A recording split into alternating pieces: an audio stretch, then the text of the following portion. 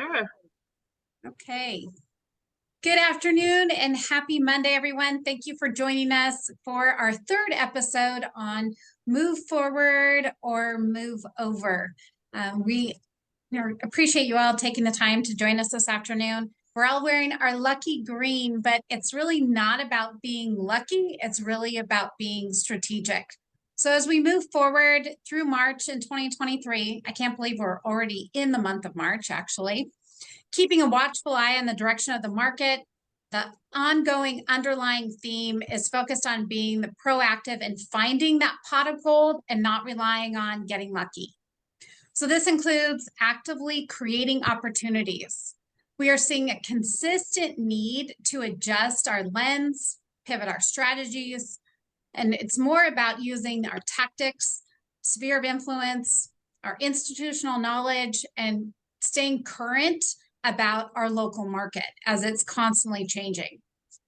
Again, the goal with our monthly series is to identify what our industry pros are seeing here locally and give guidance and advice on what is working for them and what changes and market indicators are proving for their business. So we're seeing those constant shifts only further highlight the importance in having the willingness to focus those efforts on truly moving forward and not getting stuck in the mud and getting moved over.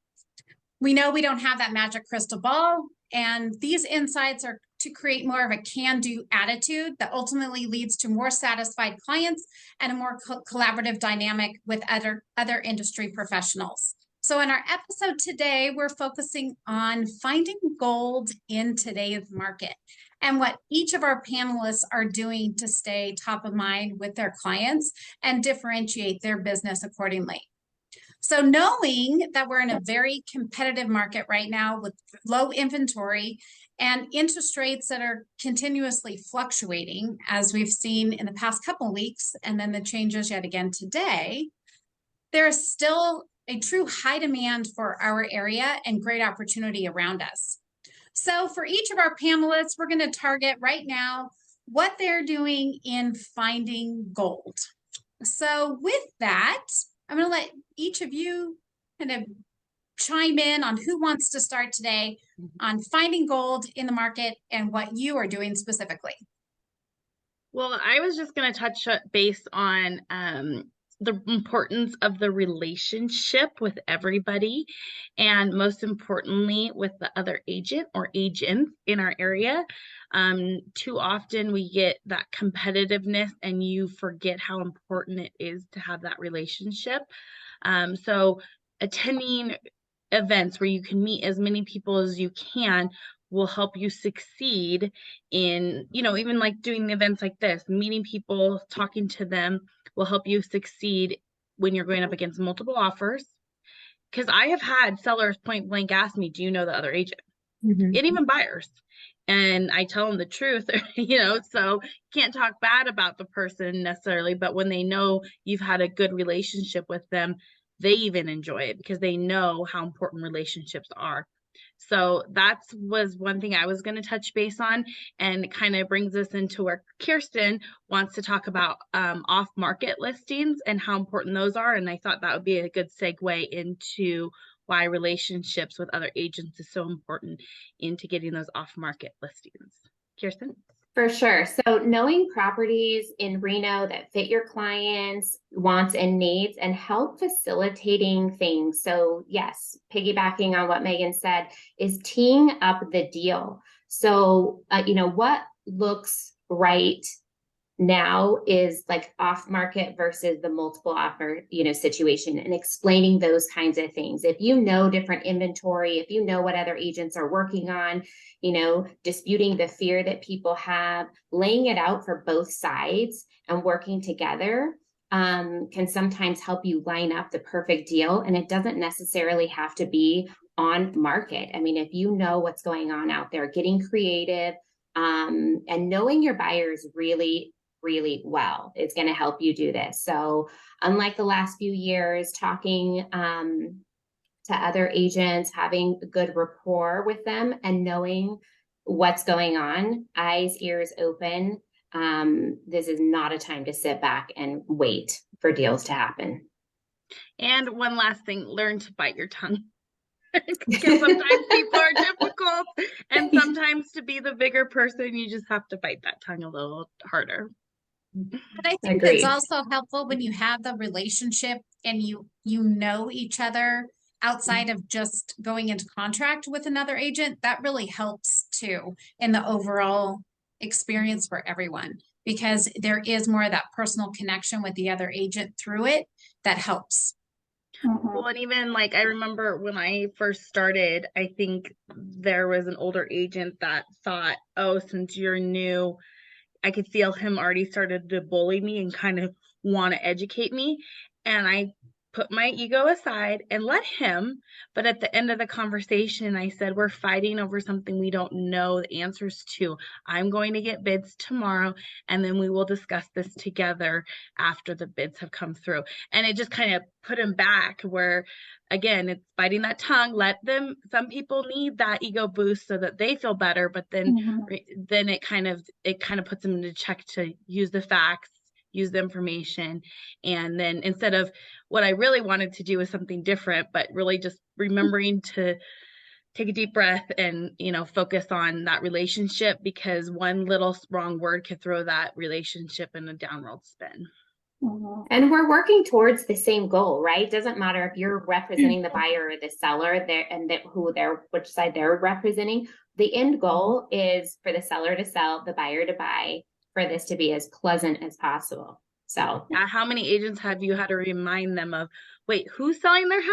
Because can you go ask your client? Don't answer for them until you've talked to them. Right.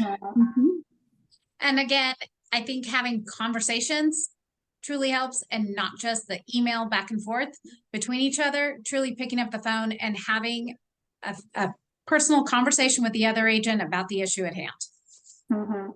Yeah, that makes a huge difference. Super important right now. I'm in a situation right now where I have clients that are looking for a home within a very specific neighborhood with very specific criteria. And what I'm kind of doing to find that pot of gold, if you will, is looking at withdrawn listings, listings that may have expired in the past, checking the assessor site to see if maybe they've sold off market. And then from that point, reaching out to the previous agent or door knocking that property. So again, it's that communication that we need to have, as we're all really colleagues in this business. And also having a bad experience with someone, that's going to stay with you for the entirety of your career. And you don't want to get that reputation of maybe not answering your phone or answering questions or responding to email or just kind of being grumpy, if you will. So it's always good to be kind and treat others the way you want to be treated.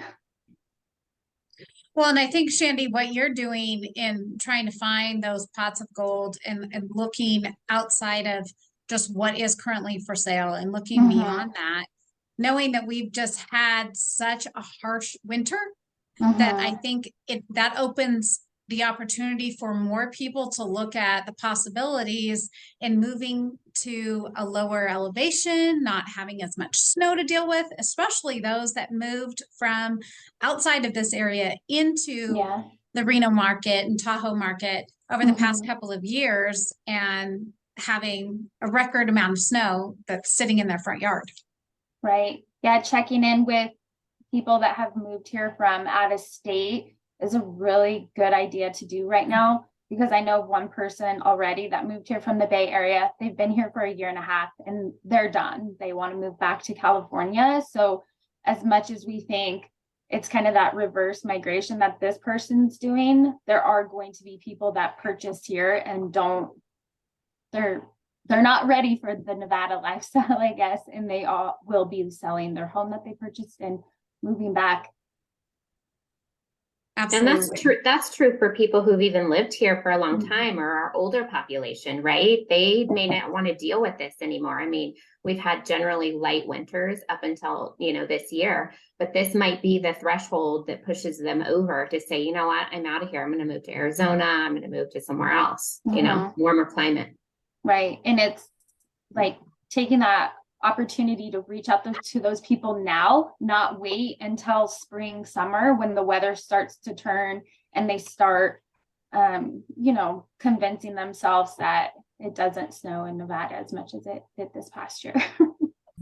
Even I'll my tell own you- parents this winter, it's caused them to really start doing some forward thinking and realizing how hard it is to keep up with the amount of snow that they have in their yard, and that they're Mhm. getting older, and it's not going to Yeah. get any easier for them to deal with. Well, and I just had an off-market deal on some land, and I met the seller out there with the buyer after we closed. And he said if I would have reached out 2 weeks later, he would have had 2 other agents who reached out after we were already in contract. So there's other people out there who are looking, just because of lack of inventory. So just be the first to reach out. And a good way to maybe segue, and to touch your clients and ask instead of, hey, has the winter sucked for you? Are you ready to move? Maybe call, or something that I've done is with this tax cap situation that's kind of all over the news right now, is to look up your clients' properties and just call them and say, hey, did you know this is going on? And a good way to kind of open the door and start a conversation, not only are you informing them of that they're paying too much in taxes, but you can also, touch base with them and say, hey, how's your house? How are things? All of that. Well, and your That's clients a- appreciate that because they feel like you're looking out for them. So it's not just about looking to see if they're willing to sell. You're truly looking out for the better for their situation and making sure that their house is labeled accordingly as it should be for their tax cap. Right.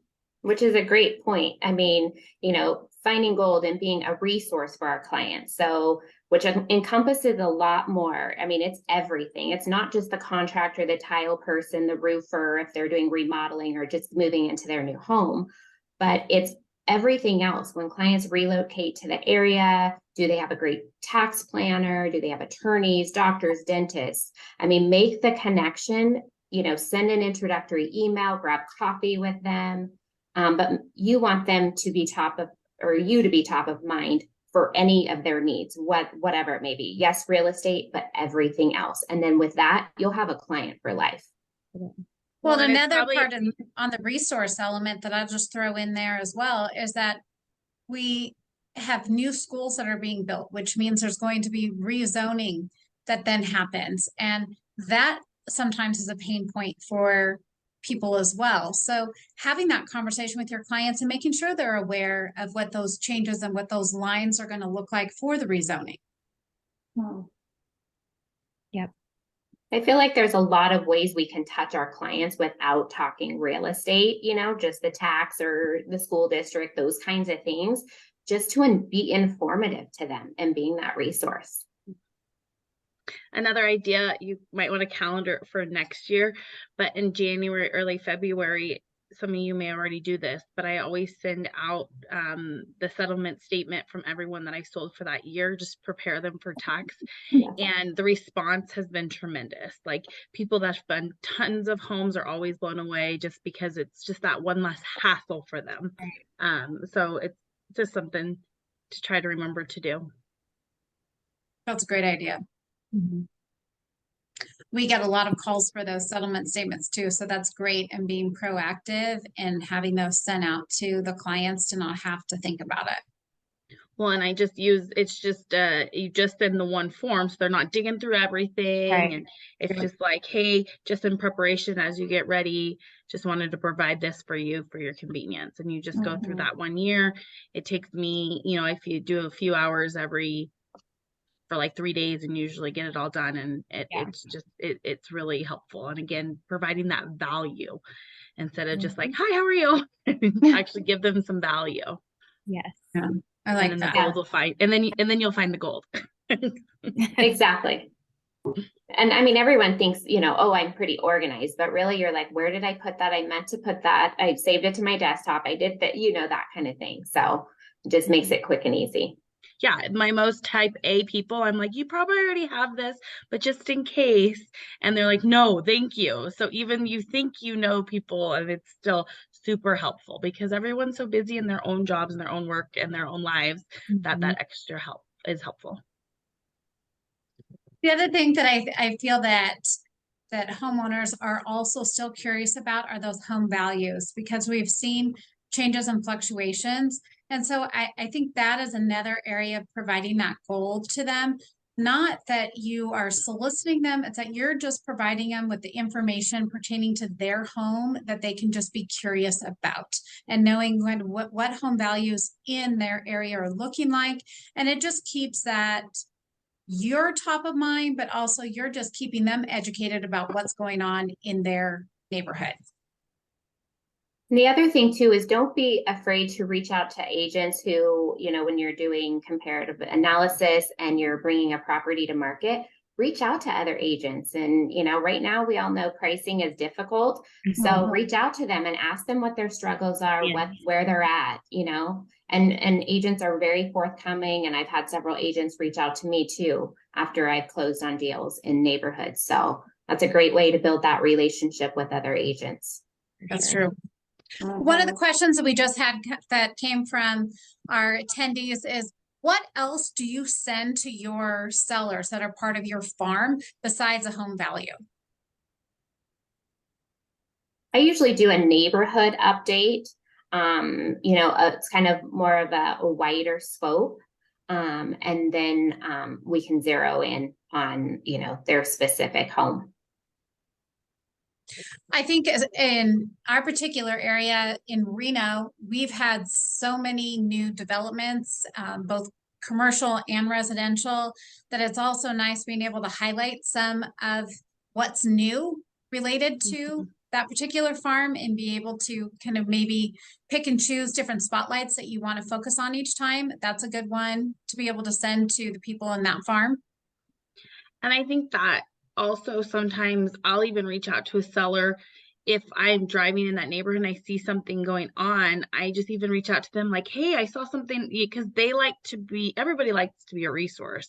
So, you don't always have to, you can ask them and they feel it just creates that bond and that trust a little bit more as you're educating yourself. And then also personalize it. If you think of them or think of it, anything, that's what I would do from a seller standpoint, because you do have a little bit better relationship with them because you've already sold them the property. So you kind of make it a little bit more personal than if you needed to go outside of just the market information. But most people really want to know what their home's valued at. That's why Zillow does so well. Yeah, it's almost empowering them to ask them, well, what are your neighbors seeing? What are you got, that kind of thing. So kind of reverse. Yeah. That even at a listing appointment too, just letting them provide you, team players, we're doing this together and this is what I provide, but this house better than the 30 minutes I'm in this house, you know it the best. So reminding them that they have to educate you on the home so you can sell it the best. Well, and two, I was going to say that I just was on a listing and he knew that he had 5 Tesla employees that lived on his same street. He's like, so I mean, just getting that kind of information and who your target market is, things like that. You could also set up a drip for yourself for that neighborhood specifically, so that when a new listing does come live, that you're able to really send them that Zillow or Realtor.com snapshot and be like, oh, your neighbor just listed their house. What do you think of these photos? Or just start a conversation that way. So maybe it's not the value of their home, but we all know that the neighborhood does affect their value, and just kind of have another way to touch base, even if it's as simple as the neighbor down the road, 2 blocks down, listed their house. Well, and that's everyone's exactly so curious. Like providing the information before they have to go find it. Like if you see a house go up for sale, you're like, okay, later tonight I'll look it up. Like, oh, I forgot to look. And then all of a sudden you get an email from you. That's just like the settlement statement, something they can do on their own, but to have someone do it for them, they won't forget that. That's unforgettable. It's a great idea too, because people just love to talk about their homes and how much better theirs is compared to this person's and everything like that. So it's a good way to start a conversation for sure. It's true. Those are when you have the neighbors that come to the open houses just because they want to see how their house compares. Yes. So I'm going to open it up, and allow all of our participants to be able to chime in if there's anything that they would like to add. So I'm in the process of allowing them to chat. Takes a little second for me to do that. So if you have anything that you'd like to add in or have any additional questions that you would like to ask our panelists, please feel free to unmute yourself and ask away.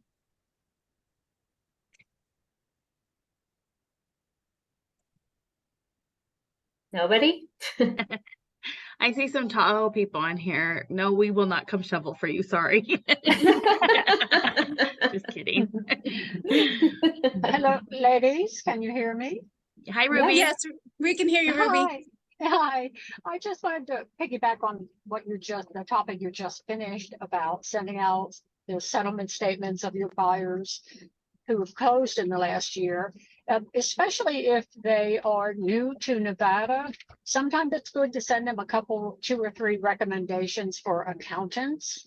They might be looking, for more for professional services and doing their taxes. And also, I thought it was wonderful that Chase sent out that list of all the Tahoe shovelers that will shovel snow off of That sounds good. roofs. Because I have a lot of clients I'll send here. them arms over. Well, can you hear me? Yeah, I don't know who's. Okay, I have a lot of clients here who have like second home or vacation homes at Tahoe, and that was another great excuse to, talk to past buyers from years ago saying, hey, do you need any help with your Tahoe home shoveling the roof? And here's what my company put out. So I thought that was awesome. That's a great idea. And yes, it's truly helpful to have that because you don't know you need it until you need it. Right. Yes, yes. Thank you. Anyone else want to chime in? I see Holly's unmuted. I don't know if she had a question or if she didn't know.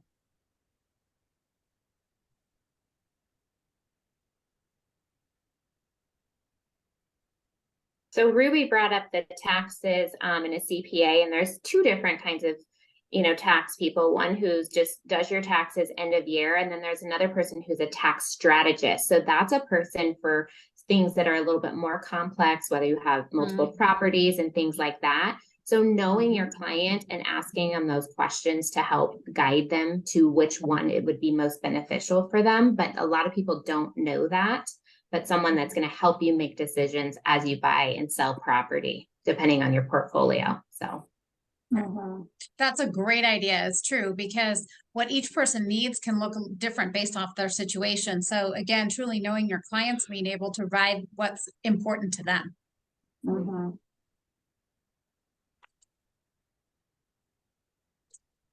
Okay. It's kind of the same ending as last week. Listen.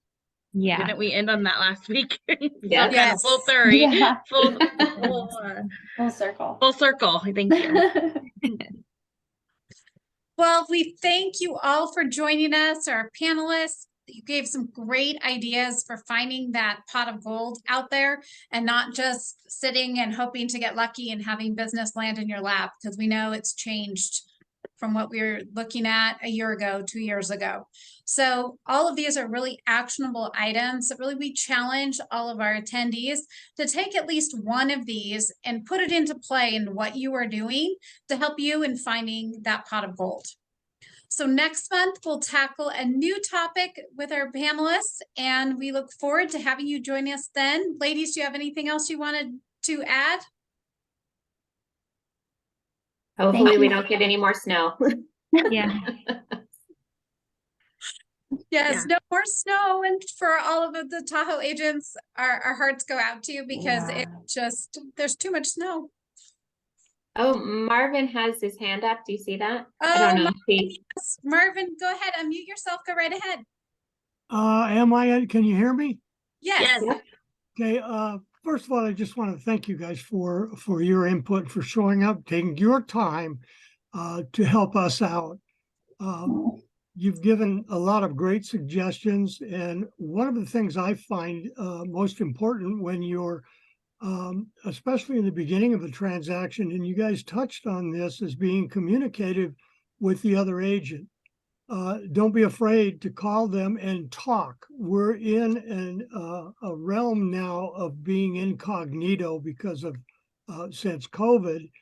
And I think a lot of agents have found themselves comfortable that way because they don't have to address that situation openly. And I find it's more important to be able to talk face to face, or at least on the phone, voice to voice with that agent, and discuss the situation. And remember to, again, as Megan mentioned, talk. Don't play the blame game. If you've got a problem, let's find a solution. Let's don't worry about who or how it was caused. Right.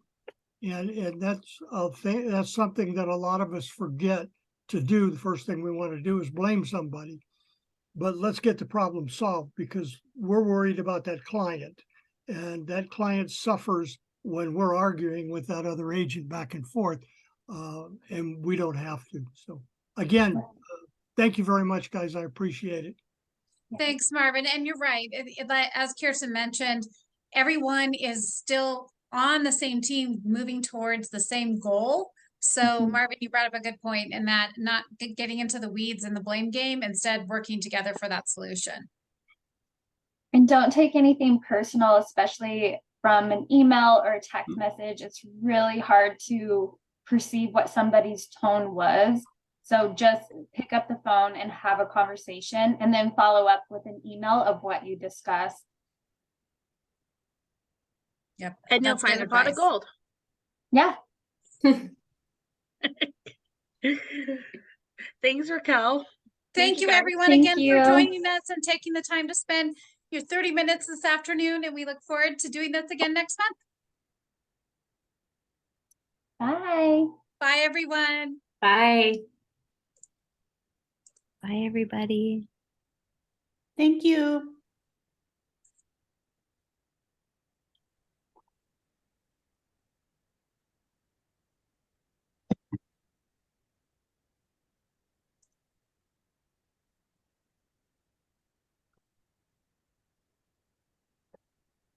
Okay, so everyone's on. Okay.